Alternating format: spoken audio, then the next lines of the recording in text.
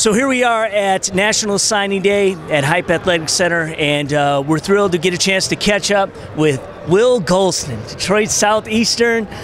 He was a guy we had on the show a lot during his time playing for the Jungleers. Obviously went on to Michigan State, great success there. Now it's Tampa Bay Buccaneer, took care of the Lions this year.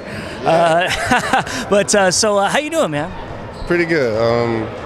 This experience has been a unique journey since the Jungleer days, but glad I've had every step, all opportunities. Just grateful. I'm a product of Michigan.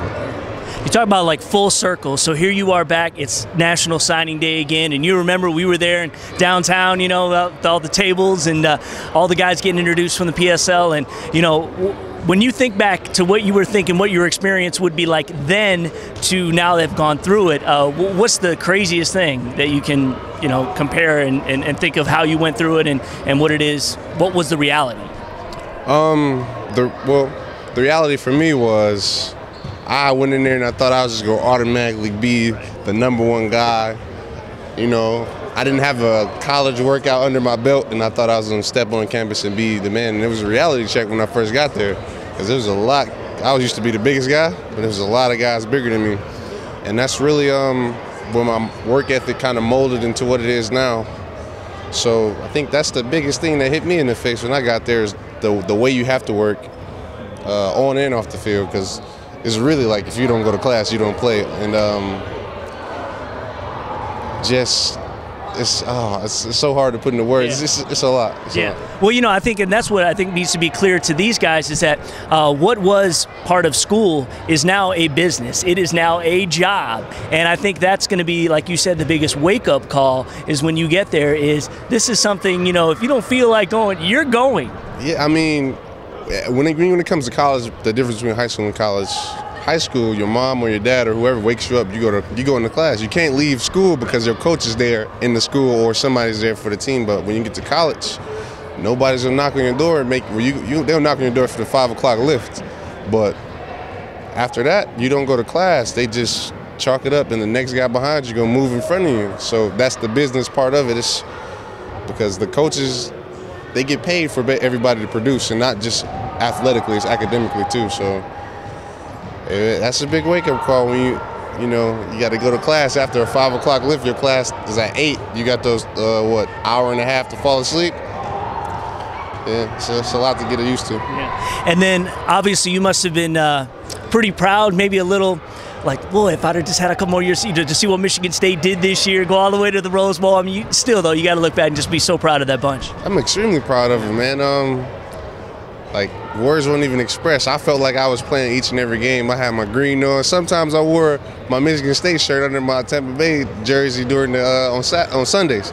But it was just really exciting to see everything that, I mean, my senior class, what would have been my senior class, worked so hard from freshman all the way to there, and everybody else coming and contributing, and just being dominant and being the elite program that I knew we would be when I signed my letter of intent.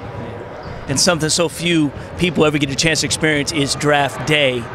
Just tell me, just kind of relive that for me just real quick for the people here, especially like, man, you know, local boy, you know, obviously had a lot of promise, but we've seen so many kids who have a lot of promise that just, you know, for whatever reason, it's so hard, don't end up in the show. But your name was called. I didn't have any words.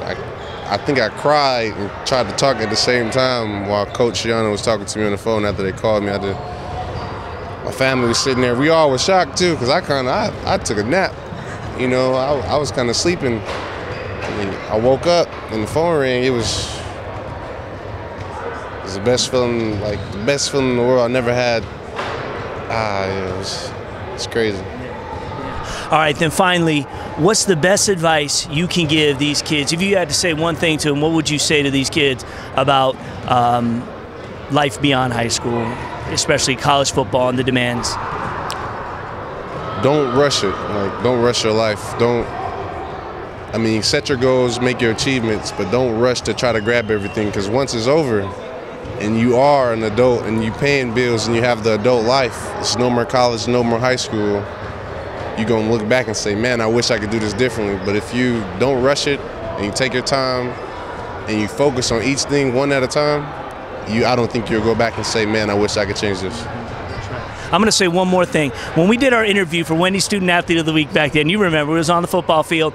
You said that your senior year that you were going to go out for swimming. So we put it in the story that you were going to be a swimmer that year. What happened? Coach English wouldn't let me join the swim team. I was practicing every day. He wouldn't let me join the swim team.